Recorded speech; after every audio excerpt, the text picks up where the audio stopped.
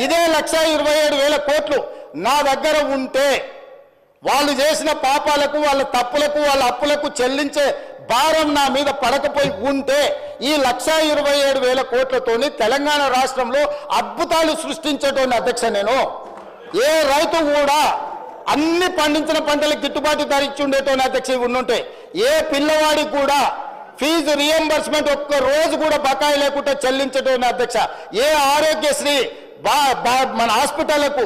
అక్బరుద్దీన్ ఓవైసీ గారు పదే కలిసి ఆరోగ్యశ్రీ బిల్లులు చెల్లించండి కార్పొ హాస్పిటల్ బతకలేకపోతున్నాయి డాక్టర్లు జీతాలకు ఇయ్యలేకపోతున్నాం అని చెప్తుంటే అడగక ముందే నెల అడ్వాన్స్ ఇచ్చి ఉండేటోని అధ్యక్ష ఇవాళ ఈ రాష్ట్రంలో సంక్షేమ పథకాలు అది రైతు భరోసా కావచ్చు లేకపోతే రైతు రుణమాఫీ కావచ్చు లేకపోతే ఫీజు రియంబర్స్మెంట్ కావచ్చు ఆరోగ్యశ్రీ కావచ్చు లేకపోతే పేద ప్రజలకు ఎన్నికల్లో ఇచ్చిన 6 గ్యారంటీలలో ఏదైనా ఒక గ్యారంటీ ఆలస్యమైందంటే ఆ పాపం ఈ పాపాత్ములదే అధ్యక్ష।